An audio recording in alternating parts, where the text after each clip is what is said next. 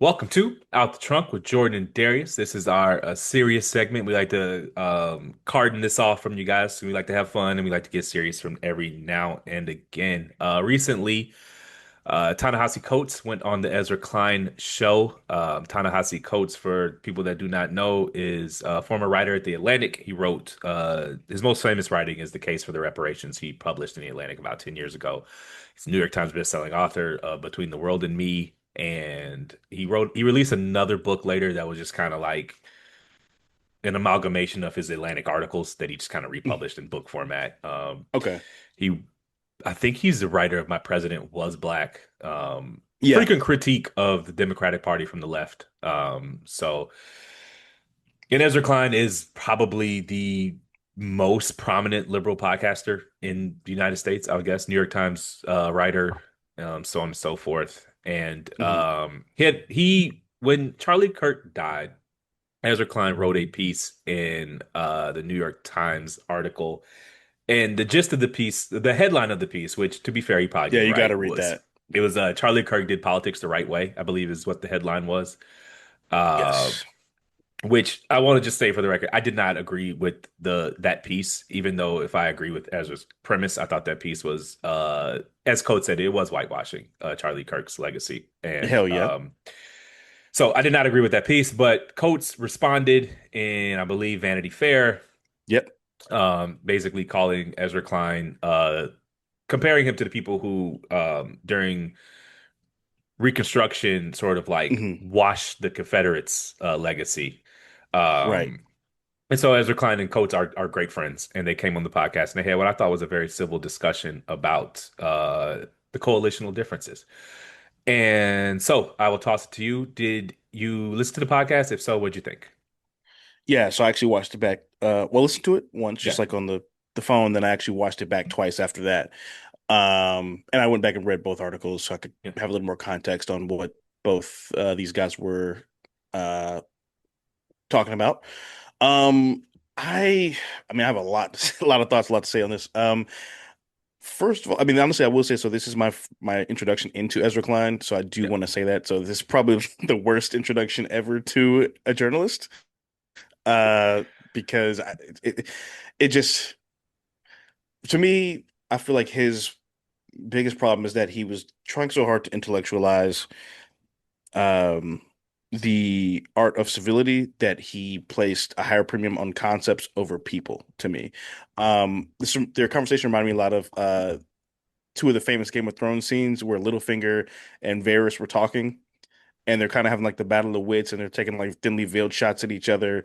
And then he ends with chaos as Varys says chaos as a whole, and Littlefinger goes, no, chaos is a ladder. This is kind of what Yeah. I sort of equate this conversation to. I think they both, in theory, I think they both want the same thing in theory. I think the problem is that I'll say that Ta-Nehisi, I believe, is more of a practical person, and I think that Ezra struck me as someone who Absolutely views not. this as an abstract concept. That the Um, exact opposite. Interesting.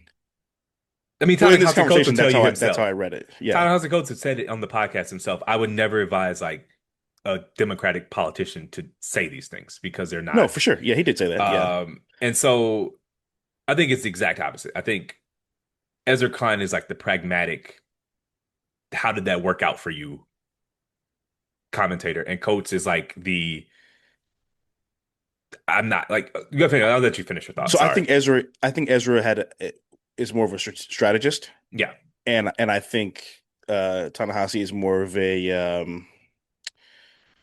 I don't know the word, but I'll just say I'll put it this way. When I read both the articles, I read Ezra's article, and I could like almost see his brain working. I could like sense his thoughts, right? And when I read Ta-Nehisi's article, I felt something. That's kind of the Yeah. best way I could simplify those these two gentlemen to like their writing styles. And they're both really good writers, by the way. I will say that. I I think just think that to me it's exemplifies the difference between us though, because yeah.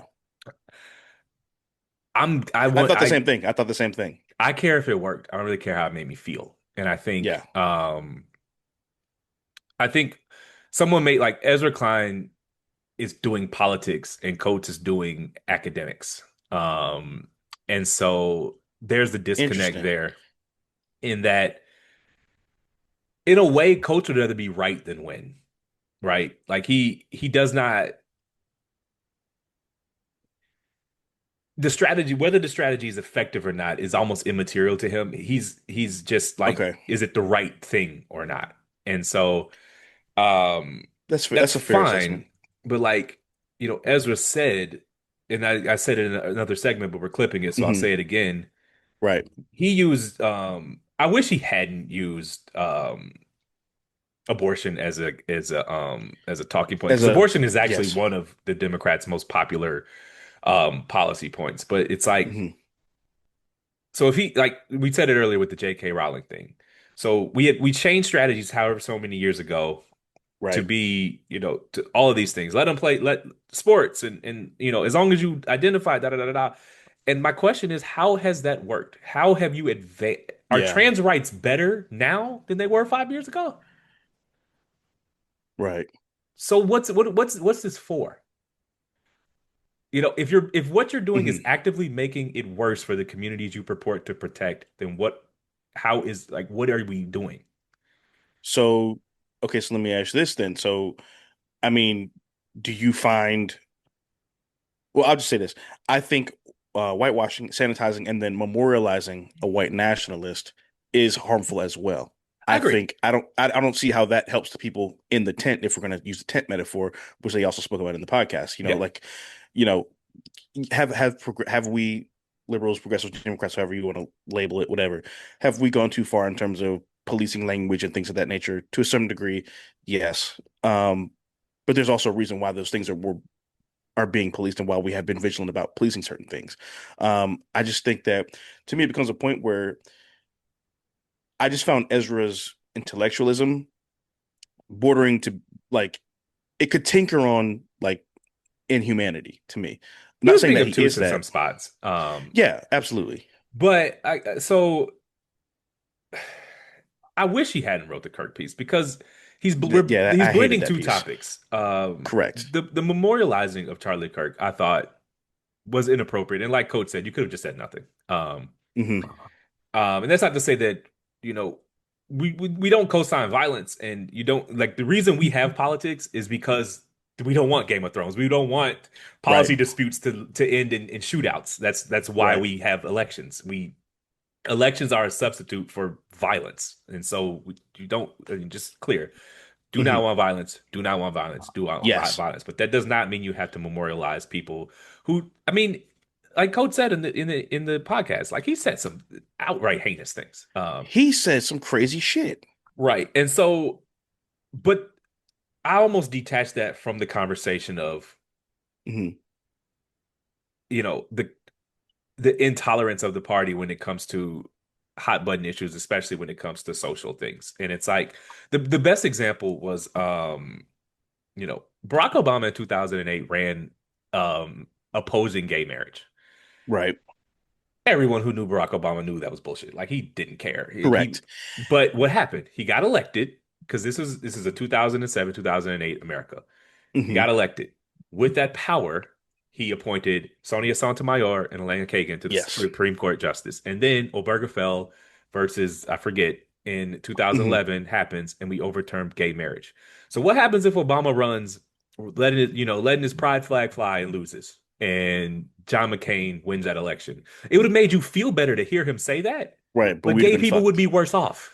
Yes. So what is So accomplished? Like, that I get that, like, but the problem is, first of all, he picked literally the worst person to try to conflate these two ideas on to make this yes. to try to make his point number one, and that to me is a that is as I don't say as dangerous. Well, one is dangerous, from a radical aspect, and also just Charlie Kirk wanted to harm people of color. He wanted bad things to happen to women. He wanted bad things to happen to people in the LGBTQ community. So to try to use this guy to wave your like civility flag just Yeah. for civility's sake Worst was example. absolutely irresponsible, stupid, out of touch, obtuse. Uh, just it just reminded me of the letter from Birmingham jail about Yeah. MLK's quote about the white moderates. That's what came to my mind when I read that article. It's It was funny like, that see, this is people, what really this is what allyship can look like if you're not careful. I just find it funny that like I obviously that he wrote that letter, and of course, but Yeah. MLK was an extremely pragmatic politician. No, for sure. Absolutely. He Like was a brilliant politician. he's by for my money the He's best man one this of the best country has. politicians ever, He's the best country this man's ever created. He has a holiday. person this country's ever created. He's never served in the military and he's never held office, and we have a national Yeah. holiday for him. Um, he was extremely pragmatic. I mean, he Yeah. looked at public polls and he saw where the public was, and he fine-tuned his message to appeal to those same white moderates, because whether you like it or not, there are a lot of Right. white people in this country, and you're not No, going for to sure. win power if you just if, If you just abandon them. if you just abandon them. And furthermore, um how do I word this? But It's to Ta-Nehisi's point, he spoke love and he also was killed. yeah, Like again, love got him killed, like Ta-Nehisi yeah. said. So We got the I mean, so but how did that like work out for us? you got the Civil Rights Act, got the Voting Rights Act. Yeah. Like, so it his strict message discipline and his appeal to like, his strategy was His strategy worked. his strategy worked, and Obama's strategy worked. We got healthcare out of Yes. it. Like we Yeah. got gay marriage out of it. And I just think, as But do you Ezra said, we've stopped trying to convince people and we've just started saying either you believe this or you don't. And if you don't, go away. And that's a right. losing game. I mean, it's just like the J.K. Rowling thing. Hmm. If she, I would venture to guess if you just did a blind poll of her policy position, she'd be to the left or center of everything except for Yeah. trans rights, right? Yeah. So you're kicking her out of the coalition and you're sending her to the other side because of one issue that you refuse to A moderate on, single issue. Right. and you're just losing power. You've kicked the comedian, the podcasters out of the coalition because they want to say the R word. Okay, cool. Right. They're gone. They went to the other side. You've kicked, the barstool guys out of the coalition because they like tits and they want to say that on television. Now they went to the other side. And now you got Trump in the White House. So how's that working? Like I mean, I get that. like you're just like we have never been we left of center people have never been less culturally Right. resonant than we are right now. And it's because we've become scoldy and annoying Hmm. and less welcoming. And if we don't change that, what is the future? Again, like I said in the early segment, what is the future Yeah. of a coalition Do you when think the Emma other side Watson has isn't liberal enough for you? no, that's a good point. But so let me ask you, the other side, what about them is welcoming to you? They're winning. They're welcoming somebody.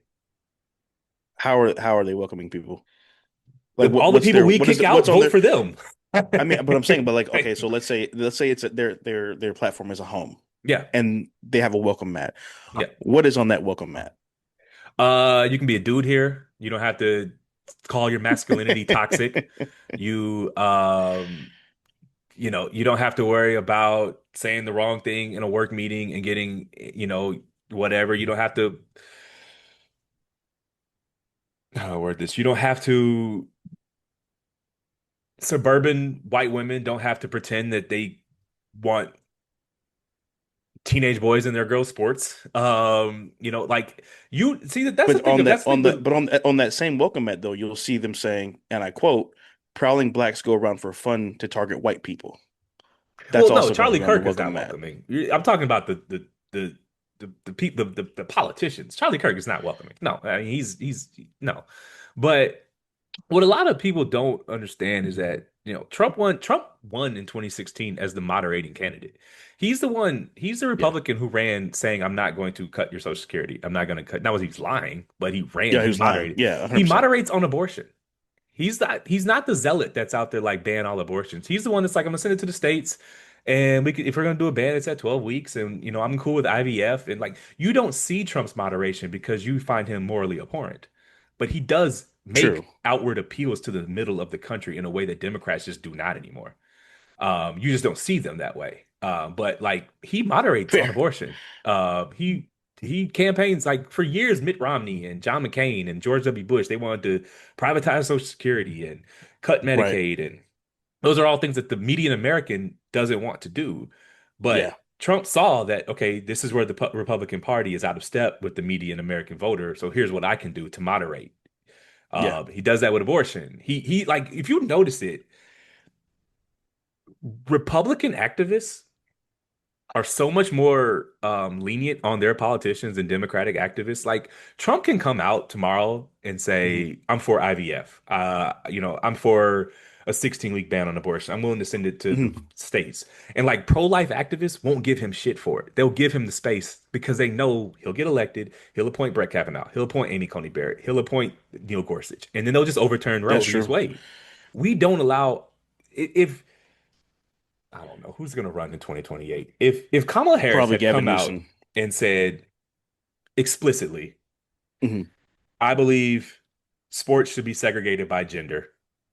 I believe, give me something else to moderate on. Uh, What's the other one? Abortion she doesn't need to moderate on, but well, you're right. the I they don't them ad killed know. her. But if she had said Not that, maybe like not raising minimum wage or something like that. I don't right, know. they would like LGBT activists would have boycotted her. They would not have given her the space to make those Yeah, moves. that's true. And again, do you really believe if she had gotten elected that she would have like passed anti-trans? No. But like Right. we've stopped playing politics is my point. Um, and politics is about power. And if you're It not is, winning, but you're not protecting anybody. Because if you don't win, how are you protecting abortion if you lose? How are you protecting trans rights if you lose? And okay, I like get that's you. Do so. Well, I forgot to mention this earlier. Well, so when Ezra made that point, it's like, okay, well, the differences between President Obama is he was an actual politician who was running for positions yeah, as opposed to the guy who got killed. You know what I'm saying? So it's like it's not there's a difference between a political bait and switch in an election, which every candidate does. Because yeah. if you're left leaning, you got to move a little bit right. If you're right, you got to move a little bit left to get, a Right. popular vote. I mean, we all know that. So it's important to say that just for listeners. Um, but I also just, what did you think about his? I mean, you mentioned him being obtuse. I just found him to be very dismissive of anything that a lot of things that Ta-Nehisi was trying to make in terms of the historical context of race politics and political violence and the black community, our community being subject to political violence for as long as this country has been in existence. I felt like Um, he was trying to throw the baby out with the bathwater on that one. like I said before, I think Charlie Kirk is a bit of a red herring in that this isn't Yeah, really the conversation that, needs to be had. yeah. But in the same way, um, how do I word this? A lot of so one of the problems is in politics is that minority activists, it's Mhm. like you're let's say you're Kamala Harris, you're Hillary Clinton, Right. you're Pete Buttigieg. You want to Mhm. hear what the Latino community, the Black community, the Asian community, Japanese community, Chinese community want to know. So you go to Right. Ta-Nehisi Coates, a Black academic. You go to Mhm. a Latino academic. By and large, the views of Ta-Nehisi Coates are not actually the views of Black voters. Black voters are Yeah, overwhelmingly more conservative than Ta-Nehisi correct. Coates. And so I thought it was very telling when he sort of yada, yada, yada past Ezra's question. Well, what do you say about Trump increasing his margins with Black voters? And the follow up, if I were there, were do you Mhm. think you're out of step, Mr. Coates, with Black voters? You think your views Interesting. are in line with Black voters? Because you're a Black academic. Most Black people aren't Are professors not at Howard. academics. Right. Like so if you walk into a Black barbershop, that's far more reflective of the Black vote than you are. True. Well, Um, he did say that, it would he made the point that I'm trying to word it there's always been Black correctly. conservatives. Yeah, there's always been Uh, black conservatives, and the only reason that we are shocked at the numbers now is because we were so accustomed to the numbers being lower because of Obama's presidency right. that they're actually just regressing back to the mean. I just think he yada yada past that because Interesting. I think to a Black academic that almost shatters their worldview. And what I say is that Hmm. so the Civil Rights Act passes and Black people like it's signed in law by Lyndon B. Johnson in a Black Right. Congress. And so Black people basically they gave us the Democratic Party gave the civil rights, so we're going to vote for them. And the Democratic Party for the past 50 years has been propped up by the fact that black people of all ideological spectrum across the whole thing have Hmm. voted for them out of racial solidarity. Right. And I don't think they have a plan for a world where race is less salient in politics. Because Yeah, that is true. You're right. what happens if black people with conservative views, because you all know 'em. I know plenty of black religious people who do not like Of abortion. course. I know plenty of Absolutely. black religious people who have heinously homophobic views. I know plenty of Absolutely. small business owners who do not want their taxes increased. I know plenty of black homeowners who are terrible landlords because they if you just did a blind poll, they would sound like Republicans. What Yeah, happens if they're absolutely. just like, I'm gonna vote my views and not vote for Democrats out of racial solidarity? Yeah, What's the most black people, plan? a lot of black people are just non-racist Republicans. Right. And so it's almost like, what is the plan for a world where race is less salient in politics? It's like Coates is like frozen in 2020. Mm, He kind of yeah, like yada yada past it. He didn't want to hear it. And I've yet to hear a black politician, a black academic actually reckon with the fact that Trump increased, as racist as you want to call him, and he is that, he is that. he increased his share with minority voters across the board. Yeah. So what does that say? You're supposed to be the party for minorities and they're leaving Hmm. you. So, Yeah. like a lot of black people don't want to hear that they're perpetual victims. I get it. The history, listen, I know the history. I've read all Ta-Nehisi Coates. He's probably my favorite writer. I thought that last book where he just kind of parachuted into Palestine and Hmm. Israel to be a bit inappropriate. Like he went to Israel for 2 weeks and wrote a book and acted like an Oh, expert. It's okay. like, don't do that.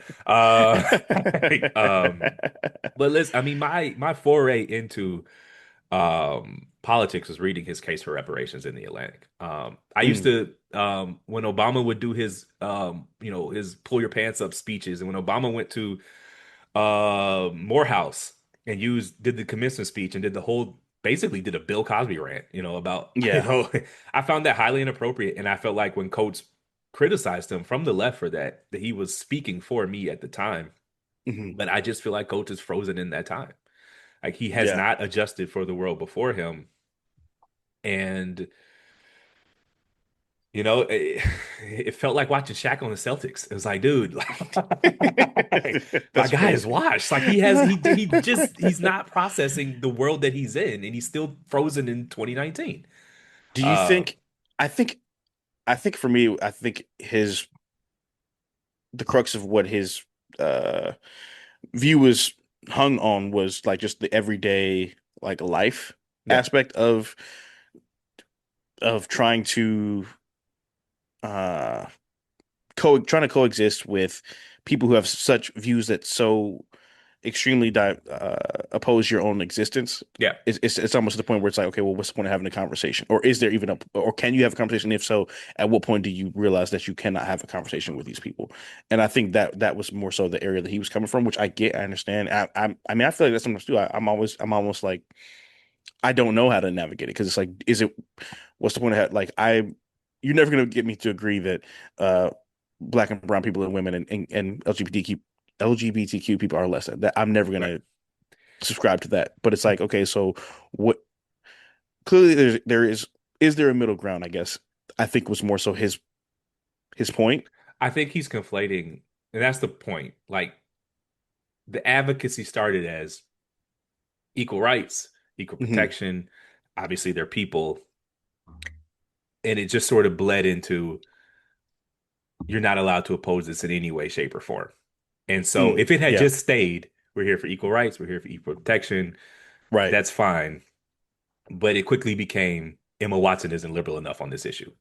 right. And again,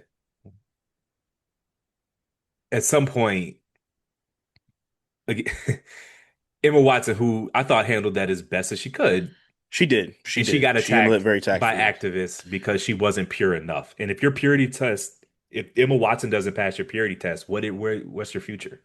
Right. She's one of the few child stars who, you know, did it right. Or, you know. Um, I will say I found problematic in Ezra's rhetoric was he kept using the word experiment. Yeah. And I went online, I kind of checked out some of the fan reaction to the interview and stuff like that. And it just read very it just read so tone deaf. Like it just almost it's like, okay, democracy is technically an experiment and it is uh a new political system Yeah. comparative to the age of this country. Um, but like these are people's lives that are at stake here. These are people's rights that are at stake here. And I think that's where he lost a lot of people as well, just like the language. I And that may be some liberal sensitivity possibly, but um, that's something that a common trend that I noticed in the comments for sure. yeah, I agree. I think getting hung up on language is part of the problem. Hmm. And two, to just to close the segment because we're running long, Okay, yeah, politics is about power. And how are you going to protect the people if you're not winning? And if you just right, look at if just brass tacks, results-based business, are the rights, are abortion rights, are trans rights better or worse than they were 5 years ago? And if your answer is worse, you yeah, have to question if what you're doing is working. true.